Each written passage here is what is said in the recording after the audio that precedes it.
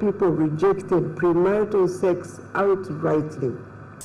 The first study says there are also influence of gender dynamics in which some girls cannot negotiate for condom use, hence expressing the need for young people to reject premarital sex uprightly.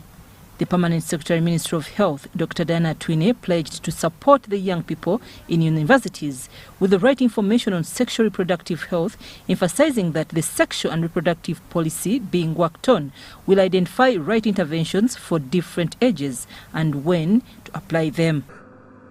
Begins with avoiding the risks that put you at risk. And we are talking about teenage pregnancy or early pregnancy that will predispose you to many complications, not only the social complications, but also your health complications. Keeping away from the risks of sexually transmitted diseases. The healthy lifestyle is having a healthy relationship that you will stand tall and know that you kept yourself pure until you get the person you want and you get married to.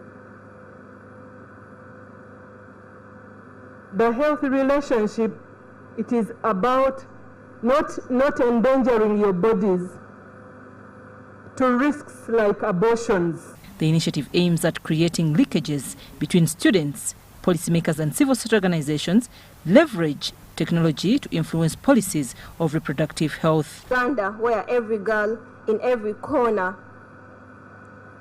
finishes secondary school and can join a university, complete with quality grades, but also with good health. A Uganda where everyone has quality care access, where everyone living with HIV has access to the best treatment.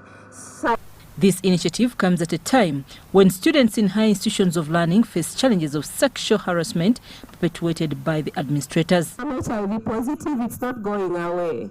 So if you need the drugs, go for them. Do not allow the self-stigma kill you. You can never deal with the social stigma. People always have things to say. But how do you deal with yourself as an individual? It's upon the students' leaders to come together in common effort to uphold the Shia policies.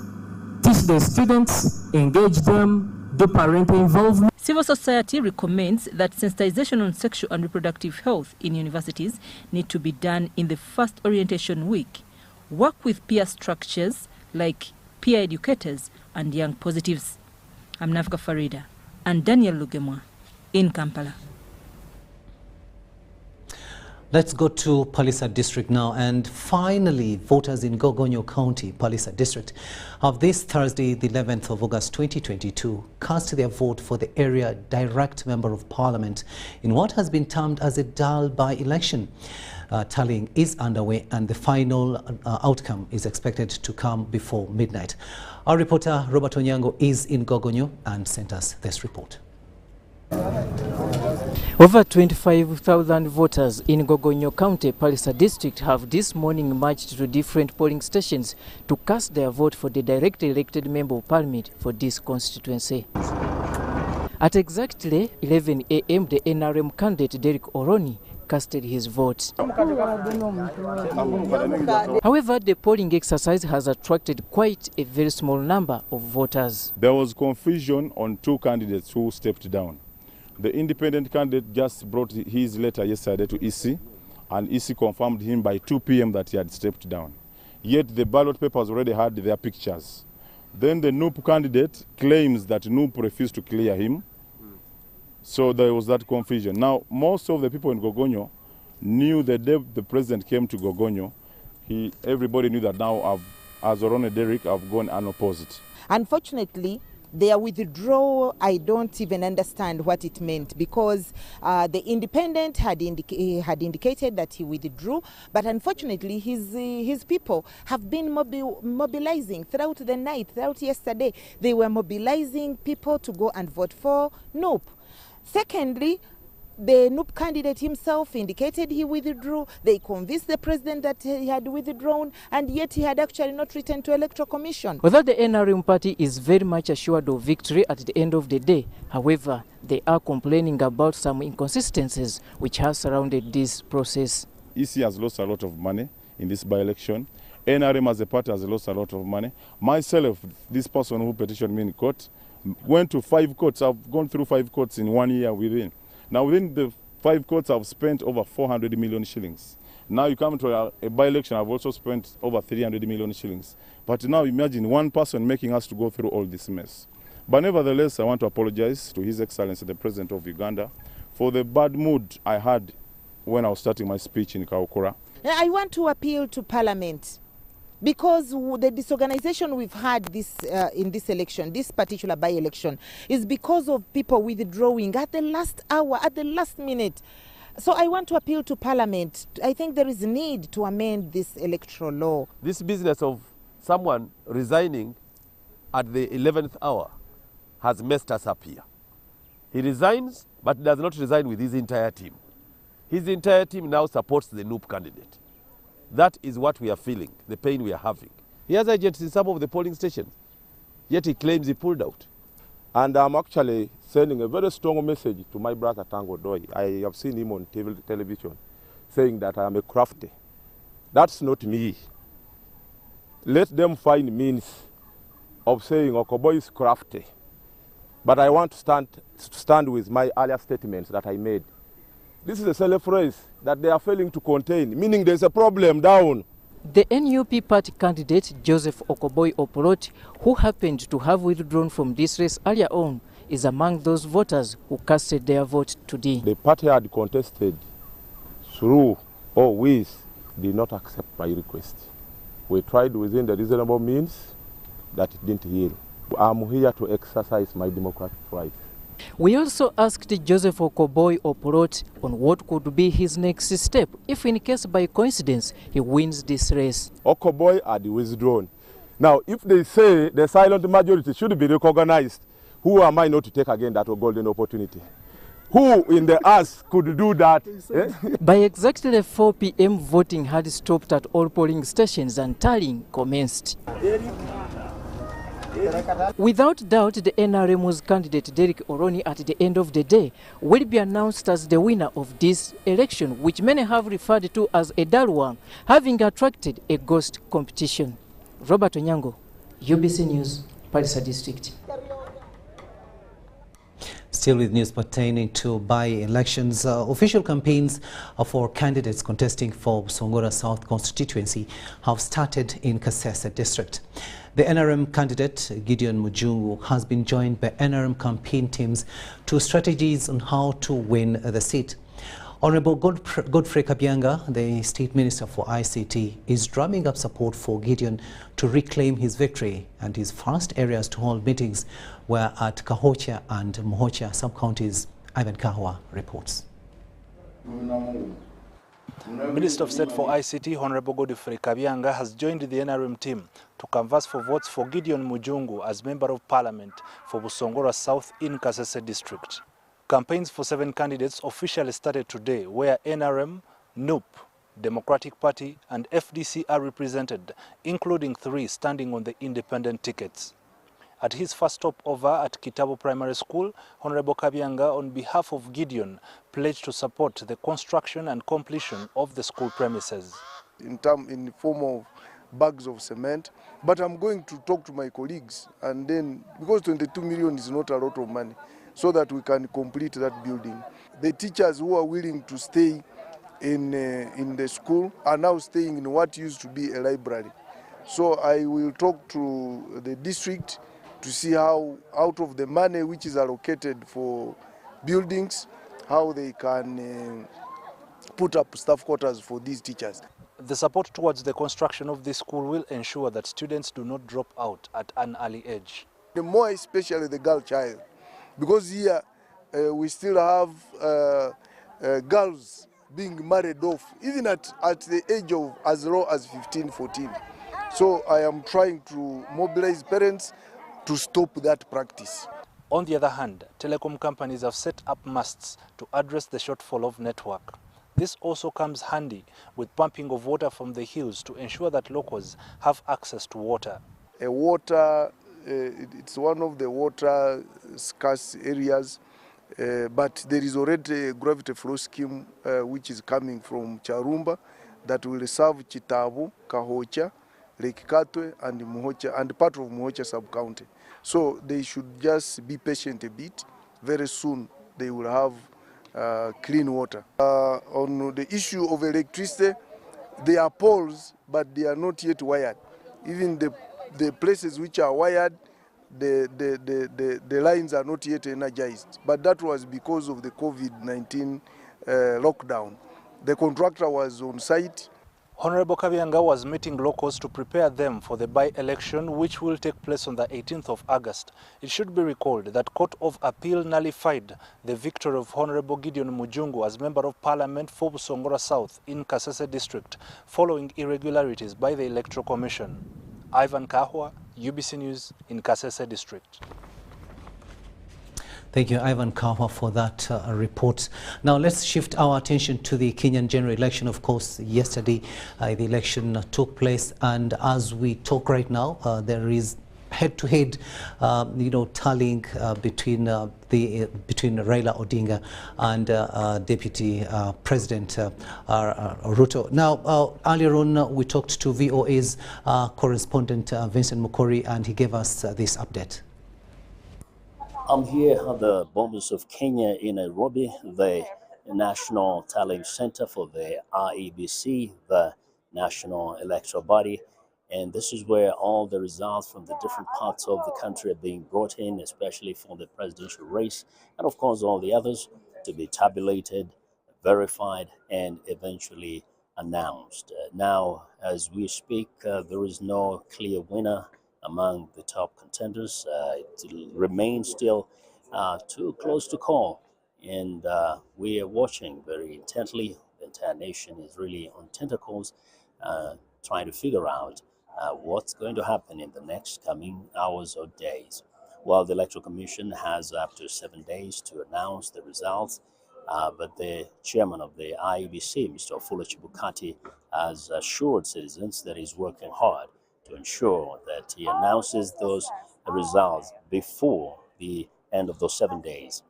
At the moment, as you can see probably in the background, observers have been coming in, and also agents of the different presidential candidates, just to make sure that everything is going smoothly, to observe and see if indeed the Electoral Commission is conducting its business as stipulated by the law. Around the country, people are also jubilating, and others, of course, gnashing their teeth. Okay, somehow it looks as if it is taking long, yes, but as we all know as Kenyans, the only body that has been given the authority and mandate to give us the final tally is IBC. So no matter what, we shall just have to wait for the IBC to give us the final tally according to the presidential elections. But what I can tell my fellow Kenyans is that just be patient, because at the end of the day, we shall have a president. So I think regardless of maybe thinking as if it is taking long or maybe it is very fast, but to me, it has taken, yes, long, but we have to give them time so that they can give us the correct figures with regards to the presidential polls. According to the votes, people casted their votes very well. It has been very peaceful, but now we are told that the announcement cannot be made now. It's the work of the IBC, so we just have to wait. We can't just jump to things. So let's wait so that the IBC also can do their final job and we get the best result. Whoever will win will appreciate. And we thank Kenyans for the peaceful election. We have to move on. That is what's going on around the country, but we cannot tell you for sure who or which party at the moment is taking a lead in the parliamentary positions or elective positions that are being contested all over the country. From here in Nairobi at the Bomas of Kenya, this is Vincent Mukori, VOA News, Nairobi. VOA News' Vincent Makori giving us an update in as far as the vote counting, especially in the presidential race, is concerned. And as we talk right now, it's still very, very, it's too close to call because the margin between Mr. Raila Odinga and William Ruto is still very, very minimal. Now, Office of the Prime Minister is set to establish 5 regional disaster management centers across the country. Minister for Relief, Disaster Preparedness and Refugees, Engineer Hilary Onek, says the establishments will cost government about $234 million. Onek revealed this while appearing before the Presidential Affairs Committee of Parliament to provide response on government interventions on famine and hunger situation in Karamoja sub-region. In order to quickly respond and manage disasters, 5 regional centers are set to be established across the country. These will be in the east, north, south, west and central regions. The people settling on steep slope, particularly when they start cultivation, they remove all those trees and so on. Now, there is no protection for that soil, and you get landslides because when they remove the trees, they plant bananas. Bananas have shallow roots, they cannot protect the soil. This revelation was made as Minister for Relief, Disaster Preparedness and Refugees, Engineer Hilary Onek, appeared before the Presidential Affairs Committee of Parliament. If they can budget something like 150, 200 billion, they are standby, whereby anytime we requisition to buy, we get the money. Just like some ministries have billions and trillions and so on. But ours, we need on about that, maybe 200 billion standby there for disaster.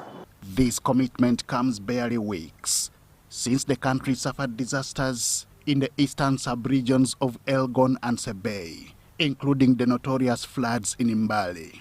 Families were displaced, lives were lost, and quite many were hospitalized. This came at a time the disaster ministry was responding to the famine crisis in Karamoja sub-region. The acting commissioner for disaster preparedness and management, Catherine Ahimbisibwe, decries inadequate funding towards the response. Inadequate disaster preparedness management structures at district level to monitor relief food distribution effectively. The disaster risk management plan developed and approved with proposed structures, but no funds yet operationalize it. Members of Parliament agreed with her affirmatively, appealing to government for quick interventions. We have identified one of the major solutions to our problems is to have the national disaster law. I want to say that if they had a standalone ministry, perhaps they would have a clear-cut budget from which they can pick money for a timely and prompt response to the Karamoja issues. That's the only way, so we can plan, and we are blamed for failing. And yet the budget has been allocated is there. But now there's nothing like that. Uganda had suffered disasters since 2010, with Elgon and Rwenzori sub-regions in eastern and western Uganda being some of the victims. Henry Okrut, UBC. The government has registered a total of 8,267 circles under the Parish Development Module as of 31st July 2022. Minister of State for Finance, Amos Lugolobi, reveals that about 3,914 circles had not registered by the end of July 2022. Lugolobi was addressing Parliament on the status of the Parish Development Module since it was launched in 2019. It is close to 2 complete years since the nationwide parish development model was launched by President Yoweri Museveni. The 7-pillar multi-sectoral strategy to convert the hand-to-mouth population to money economy was then rolled out in the 4th quarter of financial year 2021-2022. Since then, several voices have been heard requesting to be in the know of the current status of the PDM across the country. Parliament tasked the Line Ministry of Finance to respond accordingly, accounting for the releases. Yes, so, Right Honourable, I'm presenting a report on the status of the parish development model. Although the August House is yet to debate the report of the Minister of State for Finance, Amos Lugorobi, 139.38 billion was released in financial year 2021-2022 to finance the activities of PDM. An additional 34.3 billion supplementary was also in the same financial year 2021-2022, allocated, of which 20.98 billion was not released due to unpreparedness of some circles. Additional funding shall be provided to ensure that each parish/ward receives the established shortfalls on the Uganda shilling 17 million planned for financial year 2021-2022, over and above the approved budget for the financial year 2022-2023. In the current financial year 2022-2023, 134.83 billion has so far been released to fund activities of PDM, including 125 billion released in the first quarter to cater for the revolving funds as part of the 100 million shillings per parish. In the future, we plan to release the parish revolving funds in 2 tranches, in July and January, so that the beneficiary households can plant their crops by the start of the 2 major rain seasons in many parts of the country. 63 national trainers were identified and trained, who in turn facilitated training of trainers for 885 district-level officers, including 15 cultural and religious leaders. Minister Rugorobi revealed to Parliament that a total of 8,267 parish development model circles have so far been secured by the Ministry of Trade, Industry and Cooperatives, while 3,914 have not fully registered. Countrywide district mobilization and sensitization activities were led by Cabinet from 21st June to 3rd July 2022, targeting district leaders. All ministers went across the country. Daniel Mugoya, Gloria Gwitabinji, UBC News. Now, Uganda's new High Commissioner to the Republic of South Africa, Paul Amuru, has presented his letter of credence to South African President Cyril Ramaphosa at Sefako Magatho Presidential Guest House in Pretoria, accrediting him as Ambassador Extraordinary and Plenipotentiary of the Republic of Uganda to the Republic of South Africa. In his remarks, Paul Amuru underscored to his host the existing excellent and cordial bilateral relations between Uganda and South Africa, anchored on a blood bond that dates far back before South Africa got her independence. This year, the two nations celebrate their 28th anniversary of their diplomatic ties. On his part, President Cyril Ramaphosa welcomed Ambassador Amuru Paul and pledged to offer him support during his tenure. The Uganda High Commission in South Africa is responsible for 5 other countries in Southern Africa, which include Botswana, Eswatini, Lesotho, Namibia, and Zimbabwe.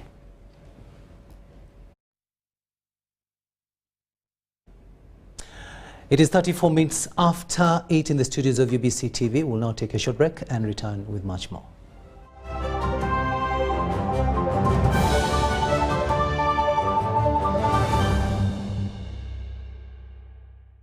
Vimba! Ni MTN Kabode Super as you pay mpola for this smartphone. Make calls, update your WhatsApp status, watch YouTube, and Google anything under the sun with 2 GB worth of data every month for 7 months. Simply make a small deposit of 99k and pay the balance mpola. You can pay in daily, weekly, or even monthly installments while you enjoy your new phone. So what are you doing today? Visit any MTN shop near you and get the MTN Kabode Super easy.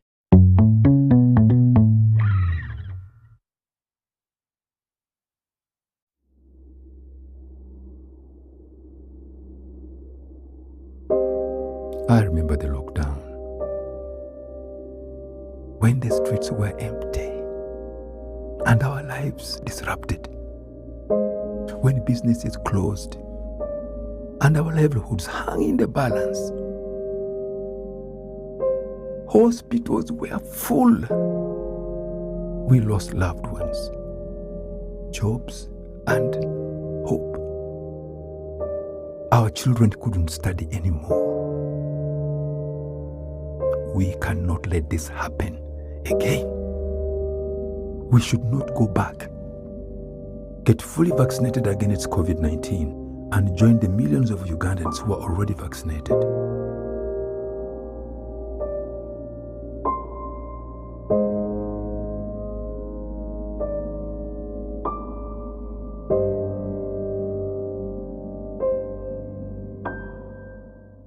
Meet Professor Petero. He knows something every hustler in UG is gonna love. Oh, see. You say I was just trying to get the documents to register for Airtel Money. You don't need the documents. You just say for register. What's going on here? He sells things from the shop, and behind my back, he gets the money and gives it to his girlfriends. But just get Airtel Money Pay so that all money comes direct to your business wallet, and only you, the owner, have access to it. Just dial *185 *10 hash, and now you are on. No waiting. Huh? This insanity is sweet. Give them also. I only take Airtel Money Pay. It's easy and secure. Yes, become a safer and more efficient cash-free business today. Easy. No mixing your business money with your Kameza money. Now, that's efficient. Airtel Money. Instant, secure, borderless. Do you need data collection services, data analysis and reporting, monitoring and evaluation systems? Then contact Molt Technologies, a professional research firm that has provided many organizations with timely research solutions for over 15 years. For more information, visit www.mt.co.ug or call us on 0704 913 399 or 0782 602. The Oil and Gas Moment, brought to you by Petroleum Authority of Uganda, creating lasting value in Uganda's oil journey. The oil and gas activities in Uganda are expected to create about 160,000 new jobs. Close to 70% of these jobs will At Timex Nutrition Center, we advise you on the right foods to eat, exercise profile to adopt, and lifestyle strategies which are compatible to your blood group and genotype. This empowers your body to prevent and treat many diseases like diabetes, blood pressure, arthritis, ulcers, obesity, and many others. For more information, find us at our head office in Kampala on Nassa Road, Conrad Plaza, 2nd floor, or call 0758 819 952 or 0778 288 361. We also have other branches in Mbara and Jinja.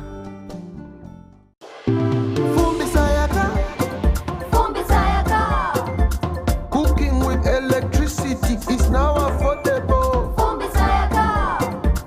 Cook your beans. Avoid smoke.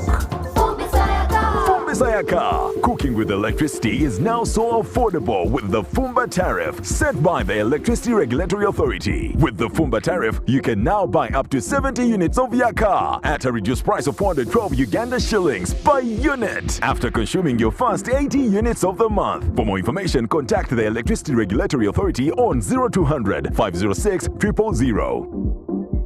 Enjoy more GBs for the same price on Airtel. Shareable using to Gabonais. We have increased GBs across all your favorite packs. Now, 4 GB is at 10,000 shillings and 10.5 GB at 22,500 shillings, all valid for a week. For the heavy data users, enjoy 24 GB at 50,000 shillings and 50 GB at 100,000 shillings, all valid for a month. Dial *175 hash or use the My Airtel app to buy these and more affordable weekly and monthly data bundles on Airtel, the smartphone network.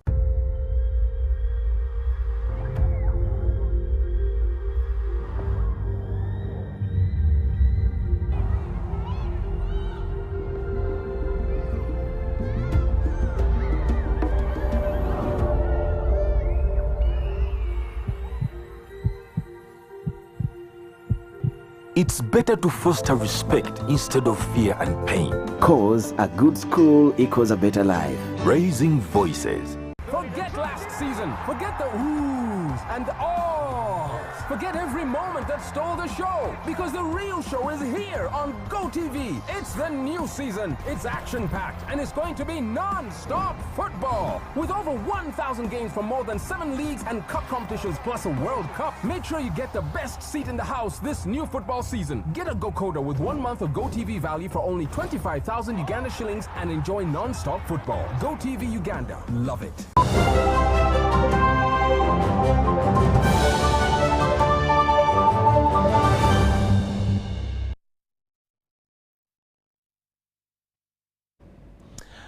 Welcome back from that break, and this is News Tonight here on UBC TV. On sign language, it is Elizabeth Nakakoni, and I am Rukidi Edward Kiijanangoma.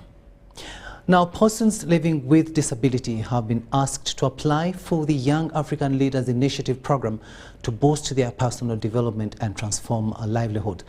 Now, this has been disclosed by Amy Peterson from the American Embassy's Public Affairs section at the American Center during a training of university student leaders on advocacy of inclusion with persons living with disability by Tunaweza Foundation, Uganda. Sudat Kaye reports. Students living with disabilities have been asked to apply for the Young African Leaders Initiative program by the American Embassy to continue advocating for the rights of the underprivileged. Leaders from Makerere, Chambogo universities were trained with the purpose of identifying their capacity in regard to inclusive advocacy championship. Opportunities are there for us. It's all about us, the person living with disability, to grab those kind of opportunities to say, you know, this is where we are. And we are happy to report that the embassy is open to basically giving us this kind of opportunities for person living with disability. And one of the reasons, you know, why we ensure like we have this program today at the American Center is to ensure like the person living with disability, the student living with disability get to know these resources which we are having here. Because most of them even didn't know where the place was, but now we are happy to report that now they are here and they are enjoying the center. The trainees were informed about the benefits of applying for the Young African Leaders Initiative because it is open to people with all backgrounds with diversity and inclusion as a key value for representation. So for exchanges such as the Young African Leaders Initiative or Mandela Washington Fellows, we of course encourage people with disabilities to apply. If you have your leadership experience, commitment to your future professional growth, and can show your motivation to continue your personal development, it does not matter what your physical abilities are. You can apply to our programs. The training focused university champions to equip them with knowledge with a common voice and were asked to focus on pushing for their goals. And so the focus today was really for university champions. And so people that are attending at the university level with disabilities, really just learning to continue to advocate for themselves, really to have conversations about what it means to be self-determined, looking at their strengths, their interests, what they need, and really giving them permission to take up space and saying, what is it that I need to be accessible in this environment? However, there was a challenge of students hiding their disabilities. They start by withdrawing because they have not interacted at this level. So the challenges we get is getting from them the experiences which they had earlier. So by trying to share the way we have come here, they start opening up. The training inspired the student leaders with Tunaweza Foundation giving them an opportunity to share their stories. Sudat Kaye, UBC News. To Ntoroko District now, where stakeholders in Ntoroko District are concerned over the rate of teenage pregnancies that's compelling underage girls to drop out of schools and straight into marriage. Leaders attribute the problem to poverty, as we hear in this report. According to a recent report released by the Ntoroko Planning Unit, 74% of the district population practice subsistence farming, including fishermen and pastoralists. The district has a challenge because I also think Poverty in some places, in some pockets, is a big problem. Consequently, parents commoditize their daughters, handling them as goods to be traded. Forcing young ones in marriage in need for wealth. Giving family responsibilities to the young ones. Every girl that is born in Uganda, we would like for them to attend school and complete. Teenage pregnancies among girls between 12 to 19 years in Toroko stand at 32%, higher than the national prevalence of 25%. Fathers are raping and defiling their children. Uncles and brothers are raping and sleeping with their children. And what are the mothers saying? Don't let people know. We all have a responsibility to stop this that is happening to our children. After girls getting pregnant, parents negotiate with culprits for marriage in form of bride price. Defilement is leading to child marriages. Because after defilement, people negotiate for marriages to protect themselves from imprisonment. This is a story of 17-year-old young mother of a 2-year-old and a victim of teenage pregnancy who was abandoned by the boyfriend after giving birth. To go to school, I request the shop sugar to my family members. Even them, they got tired of me.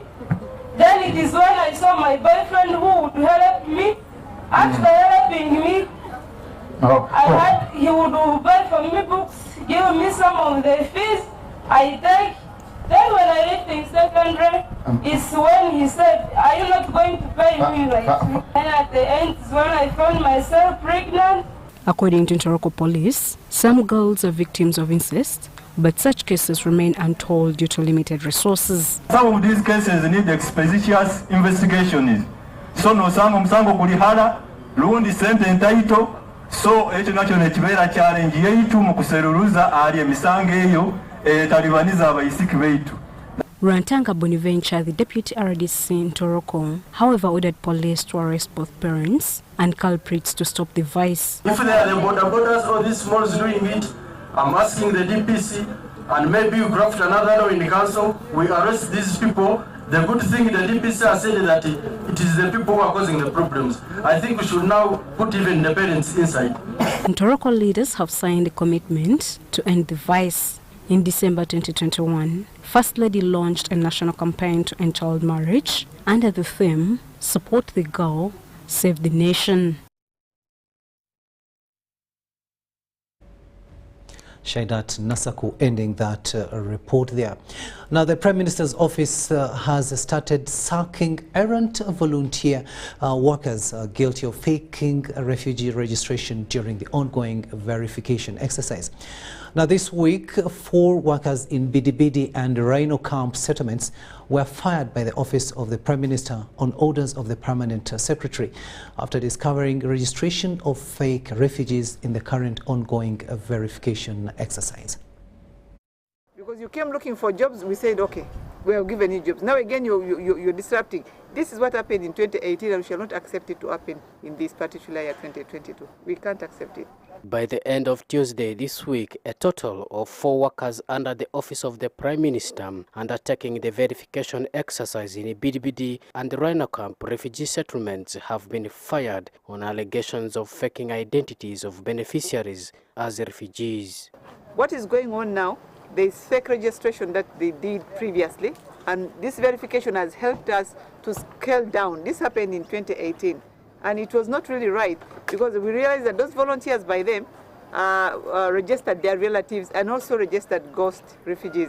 And this frustrates our donors and also all the development partners that we're working with. So now this exercise, we know it's going to help us to categorize. First of all, we are profiling the needs assessment of each refugee. So this is the best important thing. And also see the most vulnerable, the lame, the poor, how can they be supported more compared to others who are able to afford something? Solomon Asakan, the refugee desk officer at Arua office, explains the circumstances of the firing. We did not halt verification in Bidibidi. You know, people who are not following instruction, those volunteers, one of them went and switched off the generator. He had been transferred to work in Ajumani. And then there were these ones who were caught registering people who are not there, 2 of them. So they tried to organize their colleagues to strike. And the work started late. So we really lost a whole day. Lucky enough, there was a team from OPM Kampala that had come on a monitoring visit, and they captured this information. Also, the UNHCR team helped us capture this information. Another 2 were picked in Rhino Camp doing the same thing. And today, some people have gone to work in Rhino Camp. Some volunteers have remained, that they are pleading for their colleagues who are being fired. Osakan also revealed the manner in which these volunteers faked the registration. During verification, we need each individual to physically appear and provide us with the biometrics and other information to update the register. So what happened is that during verification, some of our people employed their volunteers, I think picked money from some refugees. So they add those who are not there, people who are in Juba, because the family wants to get additional food. And so at the end of the day, UNHCR and the OPM team will check, and he will show this is the person who added people falsely who are not there. And that is a fraud. We cannot have statistics of persons who are not there. A 2-month grace period is given to refugees who do not turn up for verification, especially for school children and those being affected health-wise. There were numbers that were added by some of the volunteers, and the action is being taken for that. But we also have to take into account the fact that some refugees have been going back. South Sudan, after the 2018 peace agreement, there are a number of people who estimate that they can go back to their areas of origin. So there have been quite a number of back and forth. They go and check on their communities, and once they are comfortable that it's safe enough, they have been going back. We call it spontaneous returns. Joseph Adamam, UBC News. Thanks, Joseph Odama, for that report. Now, the commissioner in charge of resident district commissioners, Dr. Tueheyu James, has reassured arts teachers of a possible salary increment next financial year. Tueheyu, who is also the chairperson Workers' League in the NRM party, was on a working visit to Mbara High School, where he interacted with staff and also paid for renovation of his former dormitory at the school. The offer of the science teachers does not remove the offer for arts, although it may not come this financial year. The former Secretary General, Teachers Union, Dr. James Tueheyu, has disclosed to art teachers that their salaries are to be enhanced like it has been with science teachers. But yes, it is 4 million, but it is taxable. And their take home may be about 2.8. Still, it isn't much money. Tueheyu was on a working visit to Mbara High, where he interacted with teachers and also delivered payment for the repair of his former dormitory, Oxford House. You allow the science teachers to get the pay so that you have the basis on which you can demand. Because if they don't get, all of you will not get. I want you to understand that. And even the science teachers, please science teachers who are here, I want you to understand this particular business of 4 million. 4 million is the basic pay.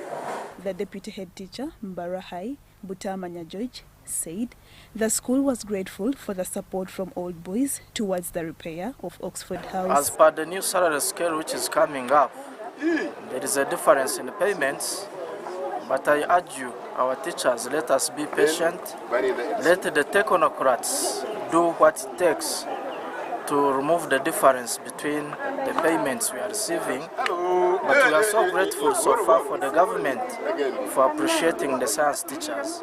Tueheyu thereafter toward Ruharo Muslim Primary School, where he is funding the renovation of 3 classroom blocks. The school has an enrollment of 292 learners. A little bit increase, particularly for you, the teachers. Me, I used to negotiate for you when I was there. I have seen all these, and I was. We'll take yet another short break and return with business.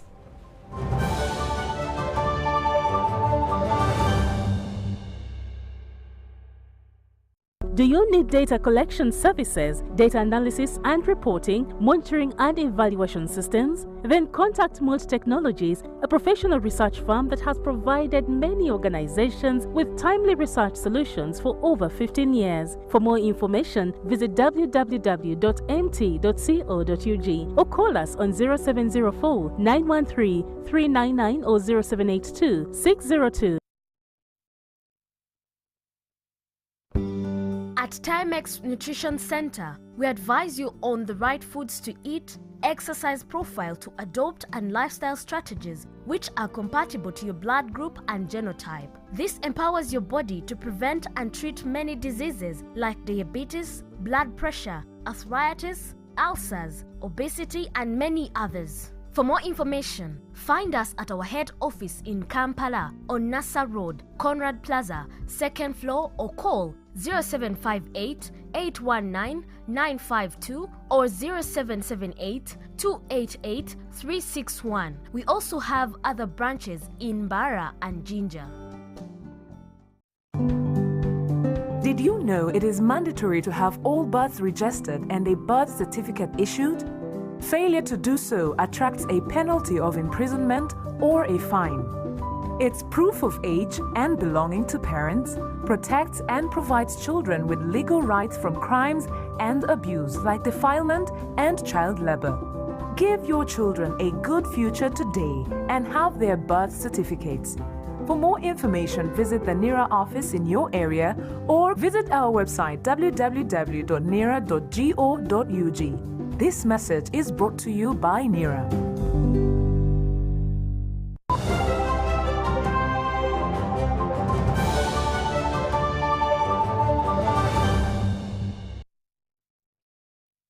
Welcome back from that break. Now let's have the latest in business. Minister of Works and Transport is working on expanding new airline routes, and by the end of September this year, London routes will be operational. This was revealed by Minister for Works and Transport General Edward Katumba Wamala at the 10th graduation of the Uganda Aviation Academy, where 120 students graduated in different aviation disciplines at Hotel Africana.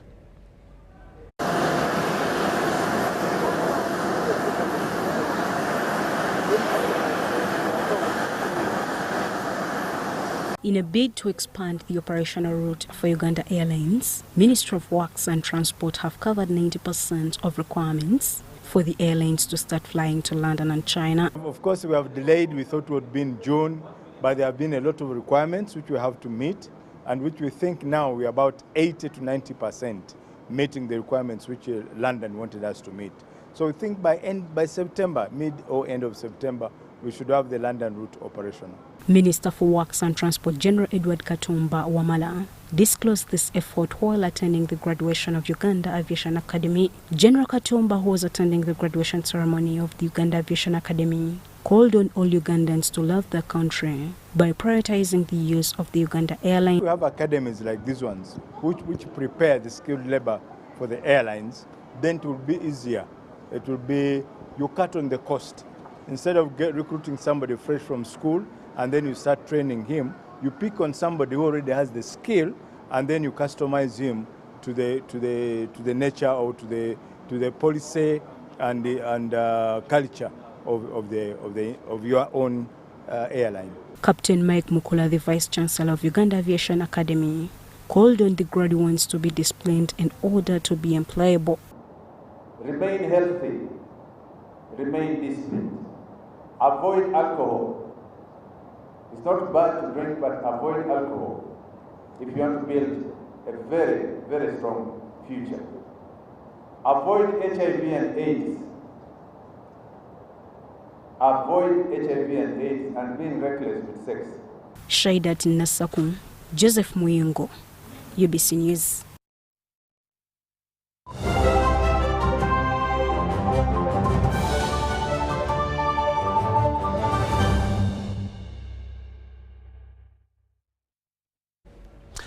Welcome back. Let's have a look now at what's happening in the world of sports. And draws for the National Under-13 football tournament have been held at the FUFA headquarters here in Kampala. The games, due on the 16th of this month at Mbale Municipal Stadium, will have 25 teams compete. Favorites, Kampala Junior Team, are in the same group with Sky Sports Club, together with CBI Sports Academy. Rising Stars are in the other group with Nsambia Young and Talent Platform, among other teams. 8 teams will equally compete in the girls category. The chairman of the games, Rogers Byamkama, highlights the essence of identifying talent from all regions of the country. Very big commitment. So as FUFA, we are committed to support you, and we will continue supporting you, but also without putting your efforts to waste, we will continue entering the under-8 teams into international competitions, whether regional or AFCON, CAF competitions or FIFA competitions. We will continue entering these under-8 teams so that you have impetus, you have reason to hold these competitions, and there is motivation for the kids and the parents for their kids to be able to play. And that sports story brings us to the end of this first edition of News Tonight here on UBC TV. On sign language, it has been Elizabeth Nakakoni, and I am Rukidi Edward Kiijanangoma. See you at 10.